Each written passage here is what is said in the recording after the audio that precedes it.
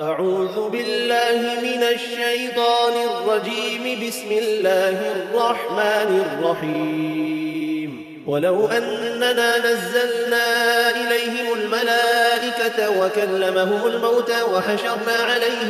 وحشرنا عليهم كل شيء قبلا ما كانوا ليؤمنوا إلا أن يشاء الله ولكن أكثرهم يجهلون. وكذلك جعلنا لكل نبي عدوا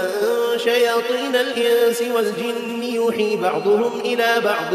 زخرف القول غرورا ولو شاء ربك ما فعلوه فذرهم وما يفترون. ولتصغى إليه أفئدة الذين لا يؤمنون بالآخرة وليرضوا وليقترفوا ما هم مقترفون. أفغير الله أبتغي حكما وهو الذي أنزل إليكم الكتاب مفصلا والذين آتيناهم الكتاب يعلمون أنه منزل من ربك بالحق فلا تكونن من الممترين. وتمت كلمة ربك صدقا وعدلا لا مبدل لكلماته وهو السميع العليم. وإن تطع أكثر من في الأرض يضلوك عن سبيل الله إن يتبعون إلا الظن وإن هم إلا يخرصون. إن ربك هو أعلم من يضل عن سبيله وهو أعلم بالمهتدين. فكلوا مما ذكر اسم الله عليه إن كنتم بآياته مؤمنين. وما لكم ألا تأكلوا مما ذكر اسم الله عليه وقد فصل لكم ما حرم عليكم إلا ما اضطررتم إليه. وإن كثيرا ليضلون بأهوائهم بغير علم إن ربك هو أعلم بالمعتدين. وذروا ظاهر الإثم وباطنه إن الذين يكسبون الإثم سيجزون بما كانوا يقترفون. ولا تأكلوا مما لم يذكر اسم الله عليه وإنه لفسق وإن الشياطين ليوحون إلى أوليائهم ليجادلوكم وإن أطعتموهم إنكم لمشركون. أومن كان ميتا فأحييناه وجعلنا له نورا يمشي به في الناس كمن مثله في الظلمات ليس بخارج منها كذلك زين للكافرين ما كانوا يعملون. وكذلك جعلنا في كل قرية أكابر مجرميها ليمكروا فيها وما يمكرون إلا بأنفسهم وما يشعرون. وإذا جاءتهم آية قالوا لن نؤمن حتى نؤتى مثل ما أوتي رسل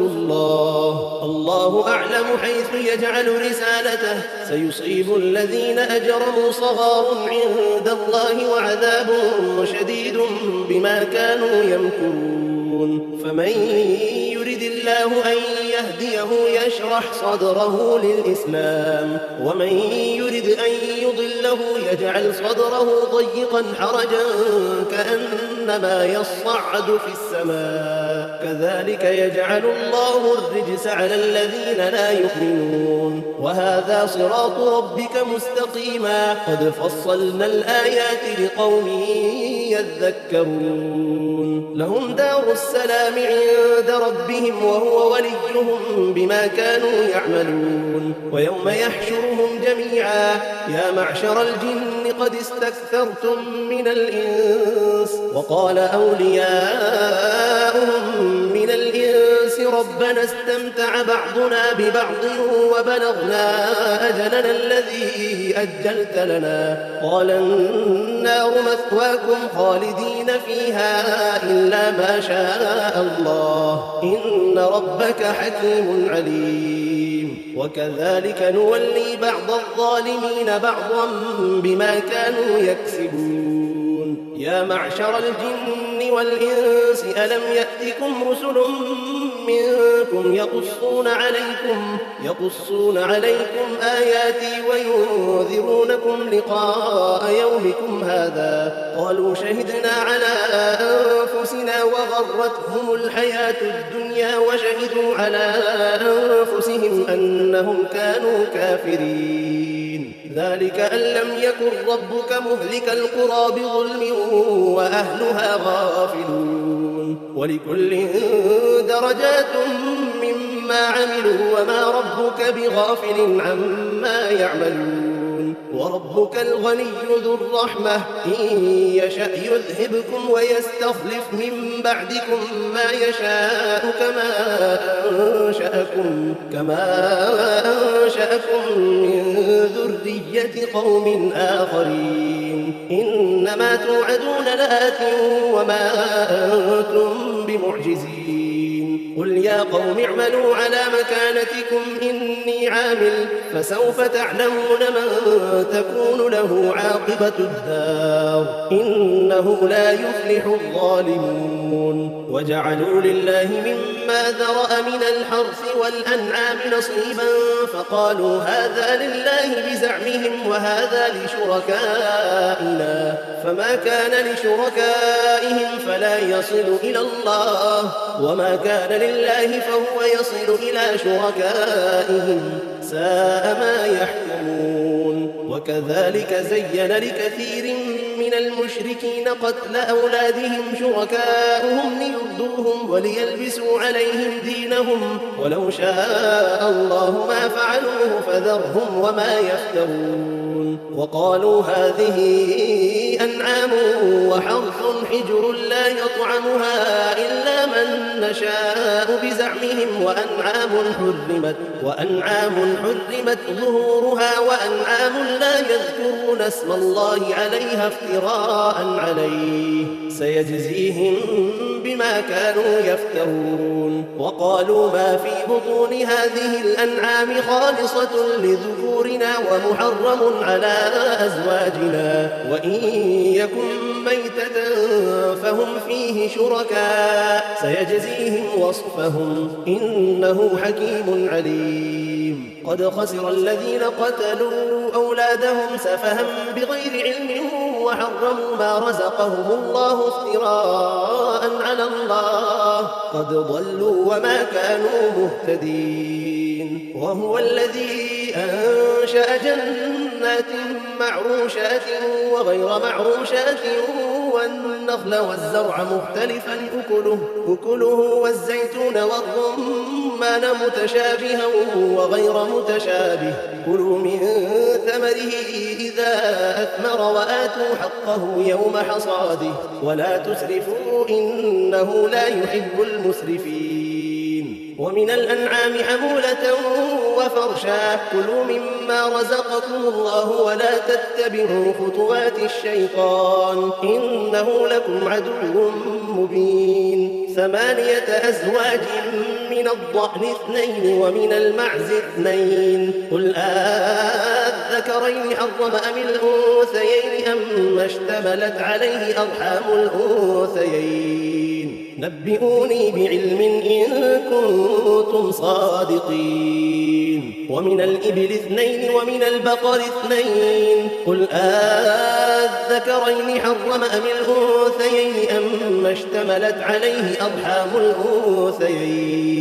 أم كنتم شهداء إذ وصاكم الله بهذا فمن أظلم ممن افترى على الله كذبا ليضل الناس بغير علم إن الله لا يهدي القوم الظالمين قل لا أجد فيما أوحي إلي محرما على طاعم يطعمه إلا أن يكون ميتة أو دما مسفوحا أو لحم خنزير فإنه رجس أو فسقا أهل لغير الله به فمن اضطر غير باغ ولا عاد فإن ربك غفور رحيم وعلى الذين هادوا حرمنا كل ذي ظفر ومن البقر والغنم حرمنا عليهم شحومهما إلا ما حملت ظهورهما أو الحوايا أو ما اختلط بعظم ذلك جزيناهم ببغيهم وإنا لصادقون فإن كذبوك فقل ربكم ذو رحمة واسعة ولا يرد بأسه عن القوم المجرمين سيقول الذين أشركوا لو شاء الله ما أشركنا ولا آباؤنا ولا حرمنا من شيء كذلك كذب الذين من قبلهم حتى ذاقوا بأسنا قل هل عندكم من علم فتخرجوه لنا إن تتبعون إلا الظن وإن أنتم إلا تخرصون قل فلله الحجة البالغة فلو شاء لهداكم أجمعين قل هلم شهداءكم الذين يشهدون أن الله حرم هذا فإن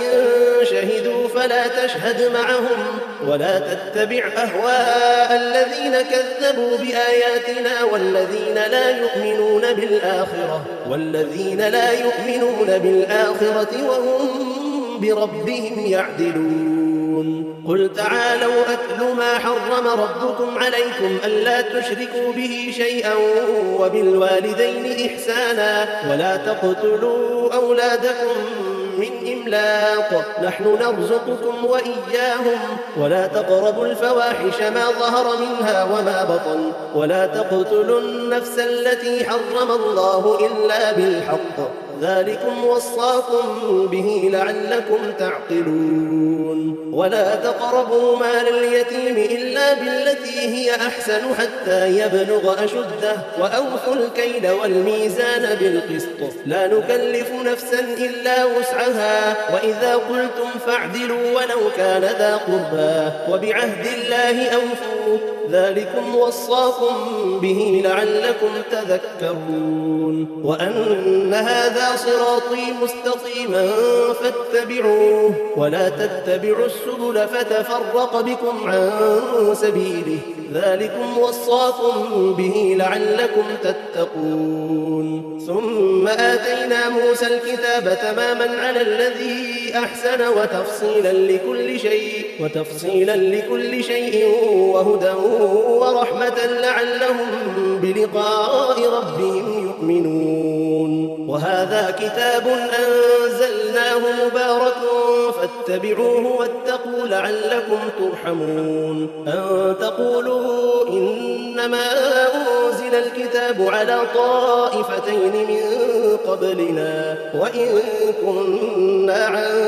دراستهم لغافلين أو تقولوا لو أنا أنزل علينا الكتاب لكنا أهدى منهم فقد جاءكم بينة من ربكم وهدى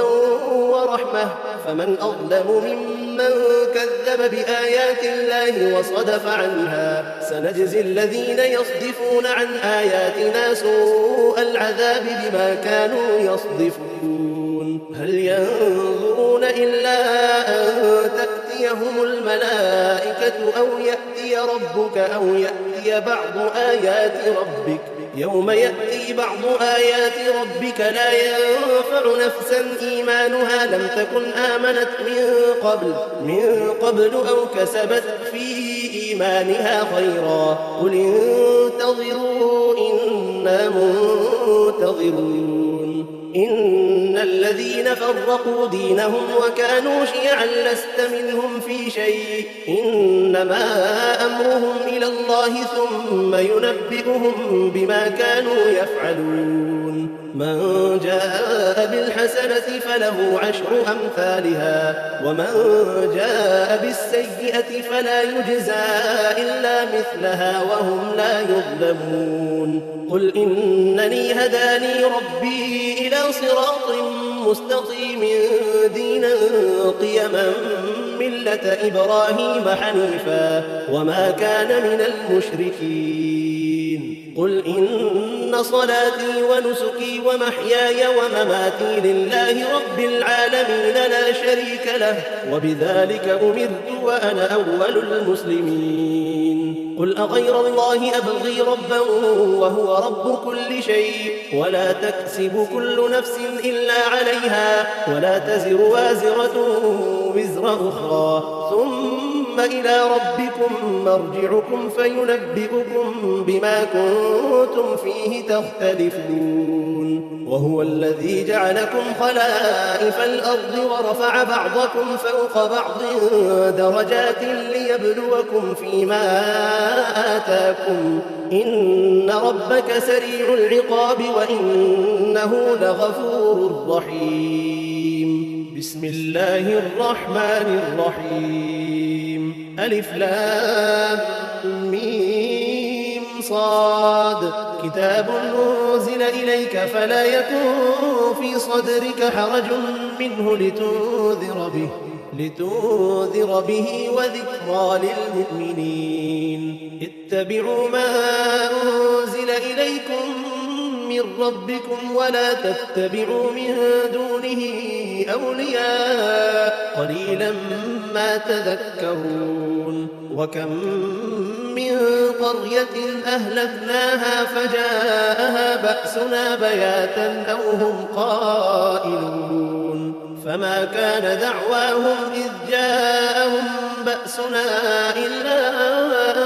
قالوا إنا كنا ظالمين فلنسألن الذين أرسل إليهم ولنسألن المرسلين فلنقصن عليهم بعلم وما كنا غائبين والوزن يومئذ الحق فمن ثقلت موازينه فأولئك هم المفلحون ومن خفت موازينه فأولئك الذين خسروا أنفسهم بما كانوا بآياتنا يظلمون ولقد مكناكم في الأرض وجعلنا لكم فيها معايش قليلا ما تشكرون ولقد خلقناكم ثم صورناكم ثم قلنا للملائكة اسجدوا لآدم فسجدوا إلا إبليس لم يكن من الساجدين قال ما منعك ألا تسجد إذ أمرتك قال أنا خير منه خلقتني من نار وخلقته من طين قال فاهبط منها فما يكون لك أن تتكبر فيها فاخرج إنك من الصاغرين قال أنظرني إلى يوم يبعثون قال إنك من المنظرين قال فبما أغويتني لأقعدن لهم صراطك المستقيم ثم لآتينهم من بين أيديهم ومن خلفهم وعن أيمانهم وعن شمائلهم ولا تجد أكثرهم شاكرين قال اخرج منها مذءوما مدحورا لمن تبعك منهم لأملأن جهنم منكم أجمعين ويا آدم اسكن أنت وزوجك الجنة فكلا من حيث شئتما ولا تقربا هذه الشجرة فتكونا من الظالمين فوسوس لهما الشيطان ليبدي لهما ما وري عنهما من سوآتهما وقال ما نهاكما ربكما عن هذه الشجرة إلا أن تكونا ملكين أو تكونا من الخالدين وقاسمهما إني لكما لمن الناصحين فدلاهما بغرور فلما ذاقا الشجرة بدت لهما سوآتهما وطفقا يخصفان عليهما من ورق الجنة وناداهما ربهما ألم أنهكما عن تلكما الشجرة وأقل لكما إن الشيطان لكما عدو مبين قالا ربنا ظلمنا أنفسنا وإن لم تغفر لنا وترحمنا لنكونن من الخاسرين قال اهبطوا بعضكم لبعض عدو ولكم في الأرض مستقر ومتاع إلى حين قال فيها تحيون وفيها تموتون ومنها تخرجون يا بني آدم قد أنزلنا عليكم لباسا يواري سوآتكم وريشا ولباس التقوى ذلك خير ذلك من آيات الله لعلهم يذكرون يا بني آدم لا يفتننكم الشيطان كما أخرج أبويكم من الجنة ينزع عنهما لباسهما ليريهما سوآتهما إنه يراكم هو وقبيله من حيث لا ترونهم إنا جعلنا الشياطين أولياء للذين لا يؤمنون وإذا فعلوا فاحشة قالوا وجدنا عليها آباءنا والله أمرنا بها قل إن الله لا يأمر بالفحشاء أتقولون على الله ما لا تعلمون قل أمر ربي بالقسط وأقيموا وجوهكم عند كل مسجد وادعوه مخلصين له الدين كما بدأكم تعودون فريقا هدى وفريقا حق عليهم الضلالة إنهم اتخذوا الشياطين أولياء من دون الله ويحسبون أنهم مهتدون يا بني آدم خذوا زينتكم عند كل مسجد وكلوا واشربوا ولا تسرفوا إنه لا يحب المسرفين قل من حرم زينة الله التي أخرج لعباده والطيبات من الرزق قل هي للذين آمنوا في الحياة الدنيا خالصة يوم القيامة كذلك نفصل الآيات لقوم يعلمون قل إنما حرم ربي الفواحش ما ظهر منها وما بطن والإثم والبغي بغير الحق وأن تشركوا بالله ما لم ينزل به سلطانا وأن تقولوا على الله ما لا تعلمون ولكل أمة أجل فإذا جاء أجلهم لا يستأخرون ساعة ولا يستقدمون يا بني آدم إما يأتينكم رسل منكم يقصون عليكم آياتي فمن اتقى وأصلح فلا خوف عليهم ولا هم يحزنون والذين كذبوا بآياتنا واستكبروا عنها أولئك أصحاب النار هم فيها خالدون فمن أظلم ممن افترى على الله كذبا أو كذب بآياته أولئك ينالهم نصيبهم من الكتاب حتى إذا جاءتهم رسلنا يتوفونهم قالوا أين ما كنتم تدعون من دون الله قالوا ضلوا عنا وشهدوا على أنفسهم أنهم كانوا كافرين قال ادخلوا في قد خلت من قبلكم من الجن والإنس في النار كلما دخلت أمة لعنت أختها حتى إذا اداركوا فيها جميعا قالت أخراهم لأولاهم ربنا هؤلاء أضلونا فآتهم عذابا ضعفا من النار قال لكل ضعف ولكن لا تعلمون وقالت أولاهم لأخراهم فما كان لكم علينا من فضل فذوقوا العذاب بما كنتم تكسبون إن الذين كذبوا بآياتنا واستكبروا عنها لا تفتح لهم أبواب السماء ولا يدخلون الجنة حتى يلج الجمل في سم الخياط وكذلك نجزي المجرمين لهم من جهنم جهنم مهاد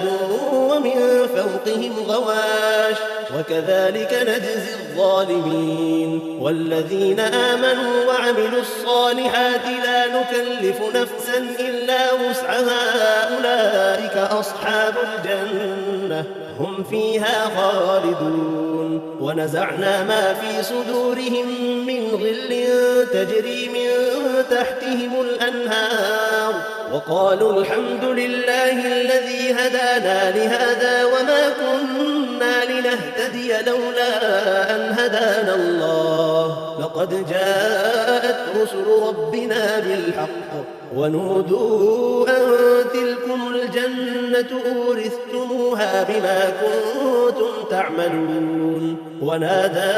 أصحاب الجنة أصحاب النار أن قد وجدنا ما وعدنا ربنا حقا فهل وجدتم ما وعد ربكم حقا قالوا نعم فأذن مؤذن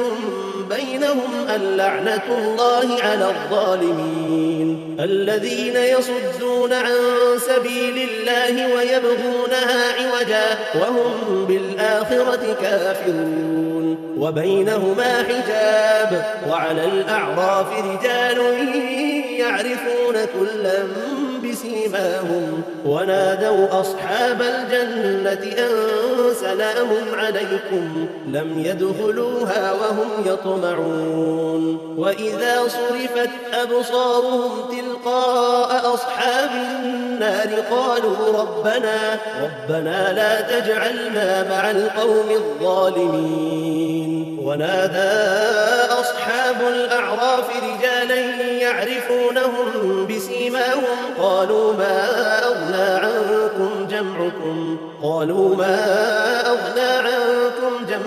وما كنتم تستكبرون أهؤلاء الذين أقسمتم لا ينالهم الله برحمة ادخلوا الجنة لا خوف عليكم ولا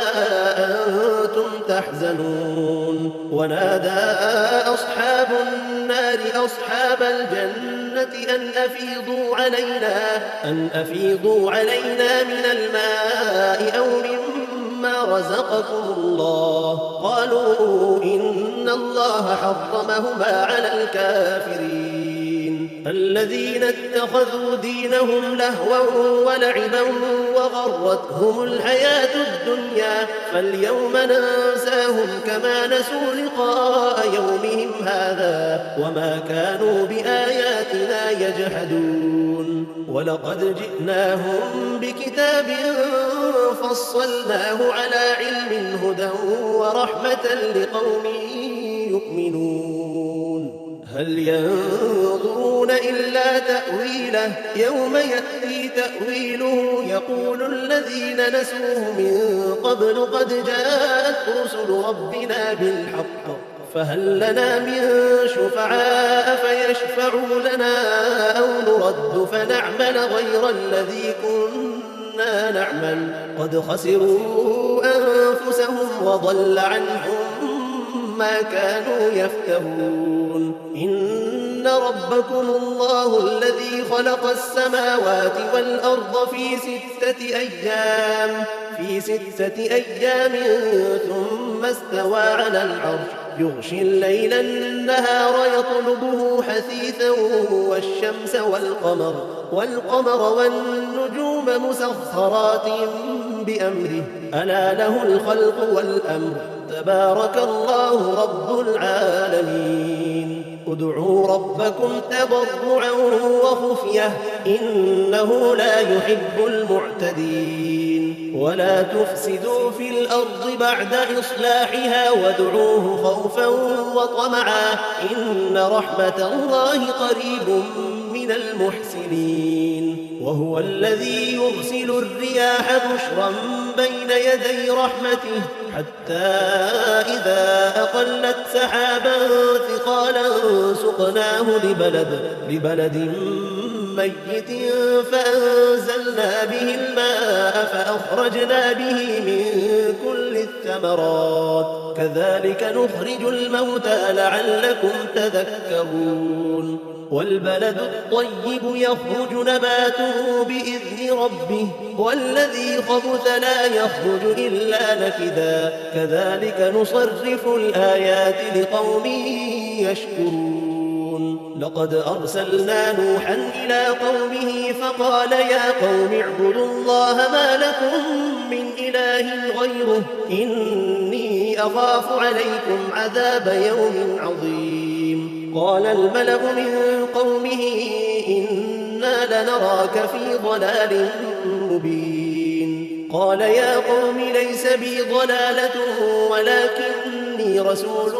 من رب العالمين أبلغكم رسالات ربي وأنصح لكم وأعلم من الله ما لا تعلمون أوعجبتم أن جاءكم ذكر من ربكم على رجل منكم لينذركم ولتتقوا ولعلكم ترحمون فكذبوه فأنجيناه والذين معه في الفلك وأغرقنا الذين كذبوا بآياتنا إنهم كانوا قوما عمين وإلى عاد أخاهم هودا قال يا قوم اعبدوا الله ما لكم من إله غيره أفلا تتقون قال الملأ الذين كفروا من قومه إنا لنراك في سفاهة وإنا لنظنك من الكاذبين قال يا قوم ليس بي سفاهة ولكني رسول من رب العالمين أبلغكم رسالات ربي وأنا لكم ناصح أمين أوعجبتم أن جاءكم ذكر من ربكم على رجل منكم لينذركم واذكروا إذ جعلكم خلفاء من بعد قوم نوح وزادكم في الخلق بسطة فاذكروا آلاء الله لعلكم تفلحون قالوا أجئتنا لنعبد الله وحده ونذر ما كان يعبد آباؤنا فأتنا بما تعدنا إن كنت من الصادقين قال قد وقع عليكم من ربكم رجس وغضب أتجادلونني في أسماء سميتموها أنتم وآباؤكم ما نزل الله بها من سلطان فانتظروا إني معكم من المنتظرين فأنجيناه والذين معه برحمة منا وقطعنا دابر الذين كذبوا بآياتنا وما كانوا مؤمنين وإلى ثمود أخاهم صالحا قال يا قوم اعبدوا الله ما لكم من إله غيره قد جاءتكم بينة من ربكم هذه ناقة الله لكم آية فذروها تأكل في أرض الله ولا تمسوها بسوء فيأخذكم عذاب أليم واذكروا إذ جعلكم خلفاء من بعد عاد وبوأكم في الأرض تتخذون من سهولها قصورا وتنحتون الجبال بيوتا فاذكروا آلاء الله ولا تعثوا في الأرض مفسدين قال الملأ الذين استكبروا من قومه للذين استضعفوا لمن آمن منهم أتعلمون أن صالحا مرسل من ربه قالوا إنا بما أرسل به مؤمنون قال الذين استكبروا إنا بالذي آمنتم به كافرون فعقروا الناقة وعتوا عن أمر ربهم وقالوا يا صالح ائتنا بما تعدنا إن كنت من المرسلين فأخذتهم الرجفة فأصبحوا في دارهم جاثمين فتولى عنهم وقال يا قوم لقد أبلغتكم رسالة ربي ونصحت لكم ولكن لا تحبون الناصحين ولوطا إذ قال لقومه أتأتون الفاحشة ما سبقكم بها من أحد من العالمين. إنكم لتأتون الرجال شهوة من دون النساء بل أنتم قوم مسرفون. وما كان جواب قومه إلا أن قالوا أخرجوهم من قريتكم إنهم أناس يتطهرون. فأنجيناه وأهله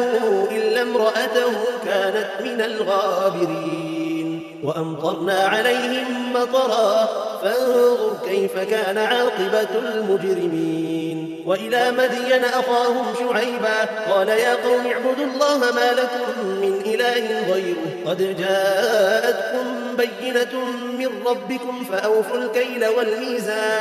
والميزان ولا تبخسوا الناس أشياءهم ولا تفسدوا في الأرض بعد إصلاحها ذلكم خير لكم إن كنتم مؤمنين. ولا تقعدوا بكل صراط توعدون وتصدون عن سبيل الله من آمن به وتبغونها عوجا واذكروا إذ كنتم قليلا فكثركم وانظروا كيف كان عاقبة المفسدين. وإن كان طائفة منكم آمنوا بالذي أرسلت به وطائفة لم يؤمنوا فاصبروا حتى يحكم الله بيننا وهو خير الحاكمين.